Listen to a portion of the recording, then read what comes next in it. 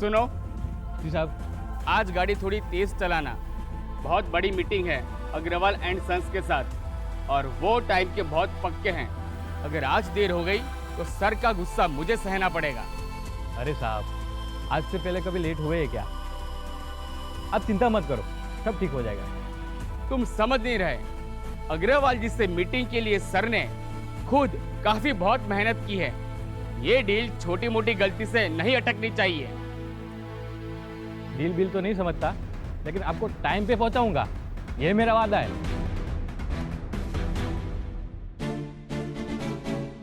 साहब आगे। सर, अग्रवाल जी का फोन आ चुका है, वो निकल चुके हैं, बस पहुंचते ही होंगे। अच्छा, तो उन्हें इंतजार करवाना ठीक नहीं होगा। सर, आज तो सीधा ऑफिस ही जाएंगे ना? ऐसा कभी हुआ है दुबे जी? पहले हम नारायण देव के दर्शन करेंगे, फिर ऑफिस जाएंगे। पर सर, बातों में वक्त जाया मत करो।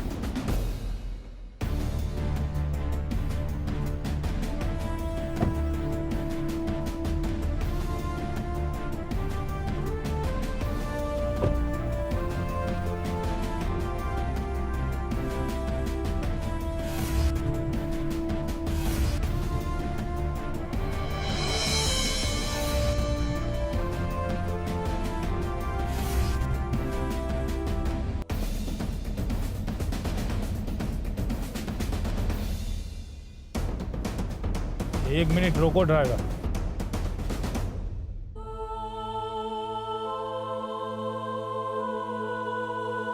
दुबे जी, जी सर। देखिए तो क्या हो रहा है। सर, हमारा क्या लेना देना, हम वैसे ही लेट हो चुके हैं। दुबे जी, हर बात दो बार नहीं कहूंगा। जाइए। जी सर।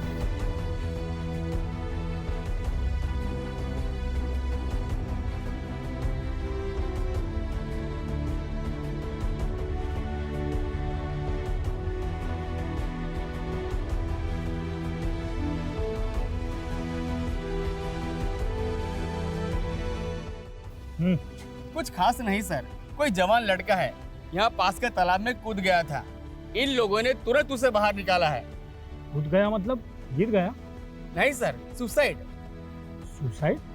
पर क्यों? ये तो मुझे पता नहीं सर। दुबे जी, आप है ना, पूरी बात कभी सुनते ही नहीं। लगता है मुझे ही जाना पड़ेगा। ये जानने से ज्यादा हमारा ऑफिस पहुंचना ज्यादा जरूरी है सर। किसी की जान से ज्यादा कुछ जरूरी नहीं होता है, समझे आप? आज बोले, दोबारा मत बोलना। Sorry sir. चलिए अब।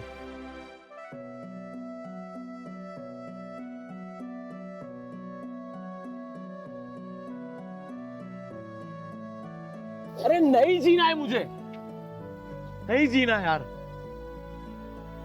मैं अपनी जिंदगी पे ही बोझ हूं। क्यों निकाला मुझे तालाब से बाहर? इतनी हिम्मत जुटाकर मैं तालाब में कूदा था। तो फिर से हिम्मत जुटाओ, मगर इस बार मरने के लिए नहीं, जीने के लिए। अरे कम से कम इन अनजान लोगों की तो इज्जत करो, जिन्होंने तुम्हारी जिंदगी बचाने के लिए अपनी जिंदगी दांव पर लगा दी। किसी और के लिए मत सोचो तो अपने परिवार के लिए सोचो। तुम्हारे परिवार में कोई तुम्हारा इंतजार कर रहा होगा। अरे कोई तो होगा जिसको तुम्हारे लिए फर्क पड़ता होगा। किसी को कुछ फर्क नहीं पड़ता साहब। आम आदमी की जिंदगी से किसी को कुछ फर्क नहीं पड़ता। और जिसकी जेब खाली हो ना, उसकी जिंदगी उधारी की होती है। मुझे नहीं जीनी ऐसी उधारी की जिंदगी। मेरे होने ना होने से किसी को कोई फर्क नहीं पड़ेगा। और जो लोग मेरा इंतजार भी कर रहे होंगे ना, वो इसलिए नहीं कर रहे होंगे क्योंकि वो मुझसे प्यार करते हैं, बल्कि इसीलिए कर रहे होंगे कि का कोई ना कोई स्वार्थ मुझ में छुपा हो। स्वार्थ और प्यार एक ही दिल में छुपा होता है। हम वही देखते हैं जो हम देखना चाहते हैं। जैसे कि ये तालाब में पानी है, जो हम सबके लिए तो जिंदगी है, मगर तुम्हारे लिए मौत। सब नजरिए का फर्क है। नजरिए का फर्क। साहब देखिए, आप अपने नजरिए से मुझे देखिए। ये शर्ट, ये पैंट, चप्पल कहीं पड़े होंगे तालाब के किनारे। साहब आप अपने आप को देखिए। ये सूट, ये बूट, वो गाड़ी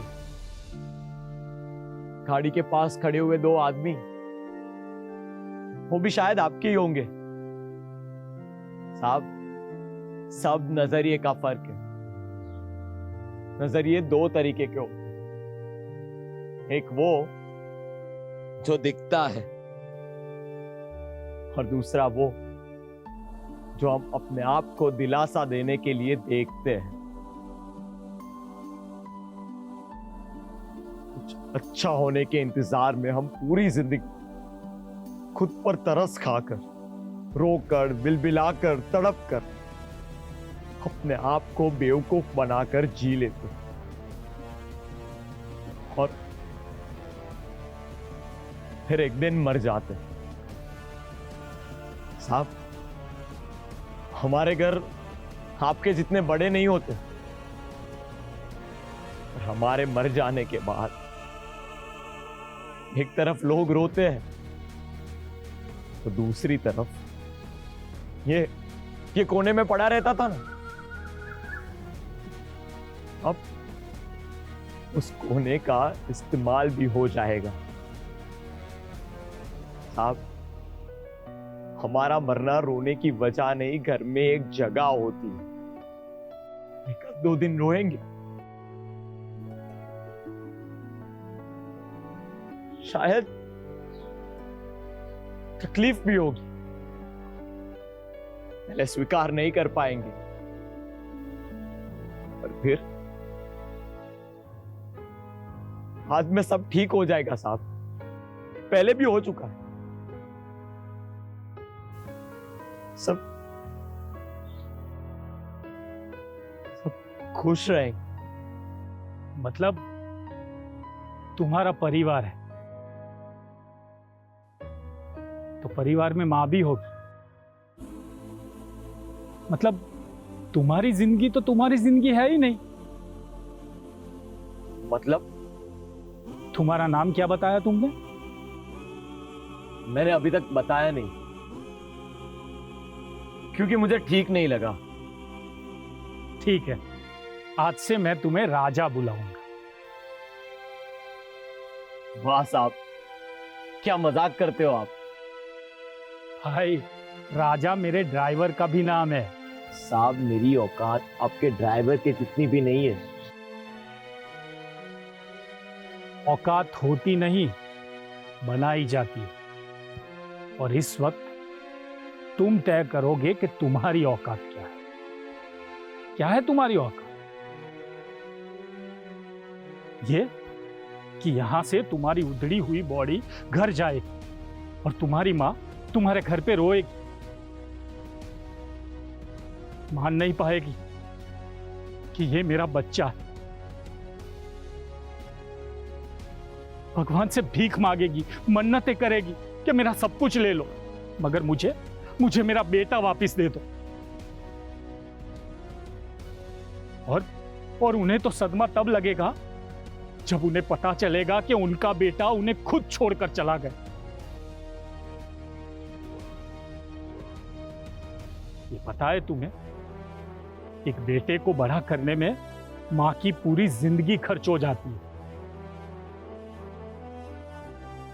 और बदले में उन्हें क्या मिलेगा? एक गीली फूली हुई बॉडी। ये औकात है तुम्हारी। यहां से तुम अपनी औकात तय करो कि तुम अपनी मां के खर्च किए हुए सालों को बर्बाद नहीं करो। तुम्हारी मां की खुशी की वजह तुम बनो। जवान हो, जिम्मेदार बनो, भागो मत जिंदगी से। वाह,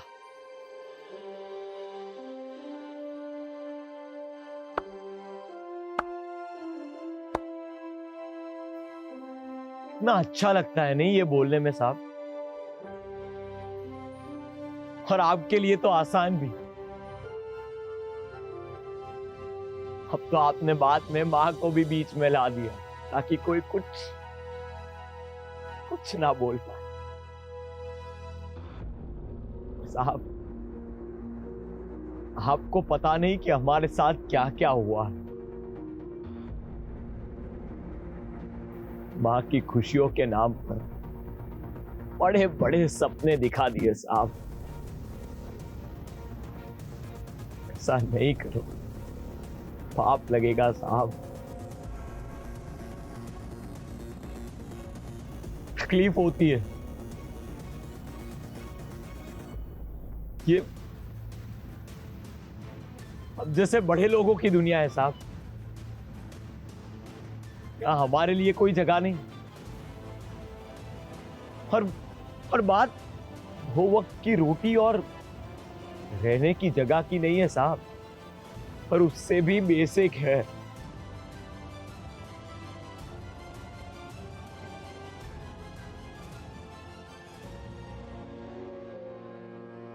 ना ही हमें मोहब्बत मिलती है और ना ही सुकून मिलता, और ना ही इज्जत। साहब हमें एक मौका तक नहीं मिलता। मौका? क्या बोले तुम? मौका? वैसे ये मौका मिलता कहाँ है? हिमालय के जंगलों में, खदानों में, या किसी औषधि के रूप में? बताओ ना, मौका मिलता कहाँ है? किसी को मिला और तुमने उसे पूछा कि ये मौका कहाँ मिलता है? मौका किसी का रास्ते में गिरा हुआ 100 का नोट नहीं है कि मिल जाए। काफी सालों से ये गलत वाक्य बोला जा रहा है। मौका मिलना, मौका मिलता नहीं, मौका बनाया जाता है। कभी कोशिश की तुमने मौका बनाने की?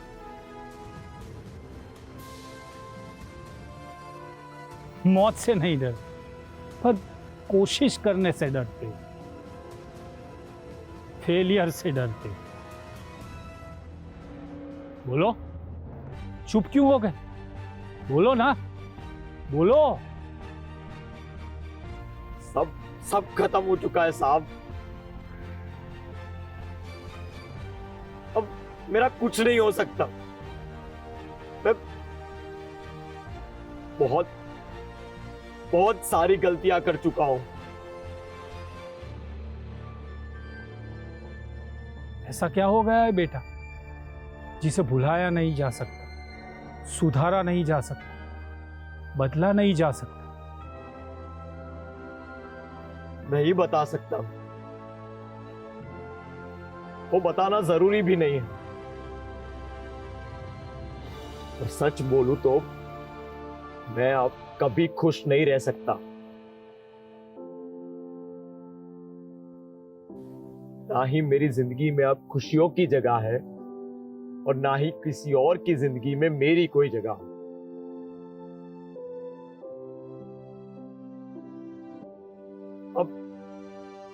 अब मैं कभी खुश नहीं रह पाऊंगा। तो अरे जाने दो मुझे प्लीज। क्या है खुशी, पता है तुम्हें? ये सूट, ये बूट, ये गाड़ी, ये खुशी नहीं है। असली खुशी क्या है वो आज मैं तुम्हें बताऊंगा। राजा,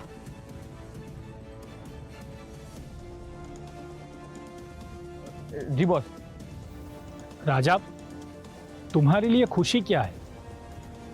बॉस मैं कुछ समझ नहीं पाया। मतलब तुम कब कब खुश होते हो? वैसे तो बहुत बार सर, पर जब मैं घर जाता हूँ ना, तब मेरे 2 साल की बेटी मुझे देख के बहुत खुश होती है और पूरे सोसाइटी का चक्कर लगाने का जिद करती है, तब मैं बहुत खुश होता हूँ। बेटी को चक्कर लगाने के लिए तुम्हारे पास गाड़ी तो है ना, इसीलिए बेटी को चक्कर लगाने में तुम्हें ज्यादा खुशी मिलती है। नहीं साहब, गाड़ी तो बंगले पे रख के मैं जाता हूँ। मेरे पास तो साइकिल है, उसे मैं साइकिल पर घुमाता हूँ।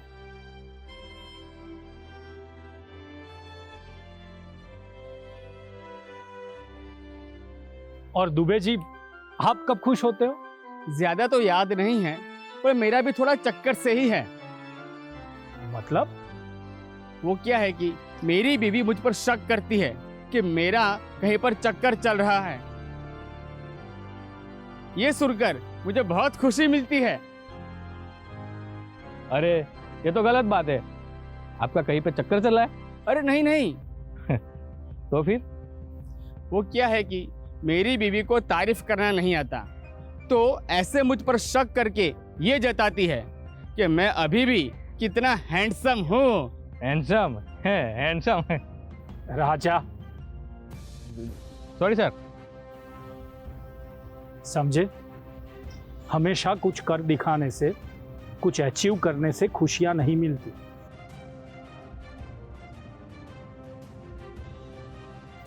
खुशियां तो हमारे घर के कोनों में बिखरी पड़ी होती है।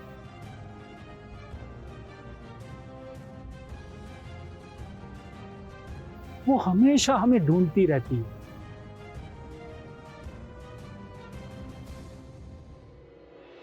और बस यूं नन्हे नन्हे पल में वो खुशियां हमें मिलती रहती है।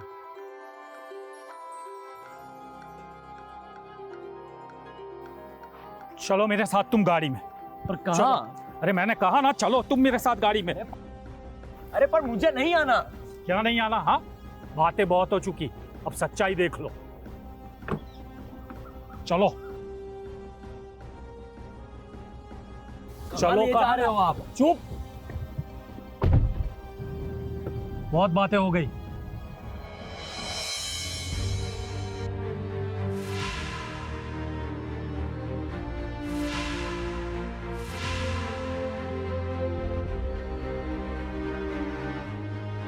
Mr. Sharma, you were supposed to start your presentation at 11 o'clock sharp, and now it's 12. कब तक हम राह देखेंगे? ये कोई तरीका है आपका प्रेजेंटेशन करने का? आपके बॉस कहां हैं? कब तक हम यहां बैठे रहेंगे ऐसे?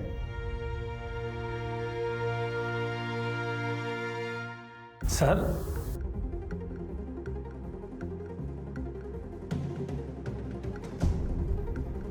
तुम? आखिर आपने मुझे पहचान ही लिया। अरे तुम्हें कैसे मैं भूल सकता हूं? पर तुम यहां? मैं ही नारायण टेक्नोलॉजी का ओनर श्रीनिवास गुप्ता हूं। क्या बात है? क्या कोई यकीन करेगा कि 15 साल पहले रेलवे के नीचे आकर कटकर अपनी जान देने को तैयार यह लड़का आज इतना बड़ा बिजनेसमैन हो जाएगा? ये सब कैसे किया तुमने? Thanks to you sir. आप ही की सीख पर चल रहा हूं, आप ही को फॉलो कर रहा हूं। Well done go, I am proud of you. Thank you sir. Sir, इसे भी आप सीख दे देते तो ये लड़के को भी आपकी सीख की जरूरत है। लिसन यंग मैन, जीना बहुत आसान है और उससे भी आसान है खुश रहना।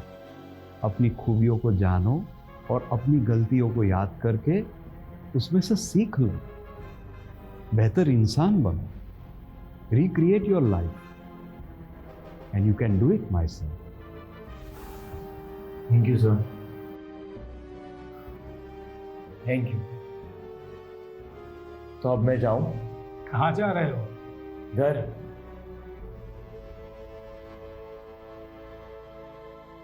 मौका बनाने के लिए।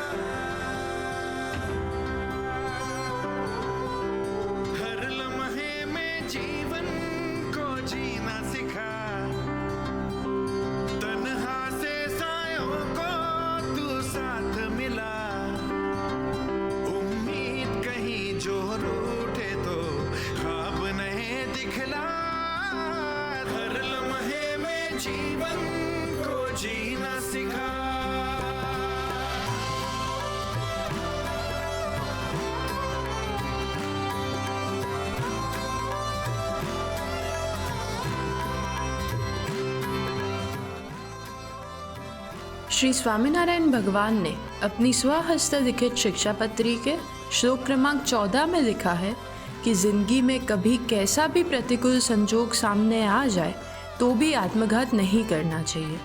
यही है आपके लिए अभी की सीख, हमारी सीख के द्वारा। जय स्वामीनारायण।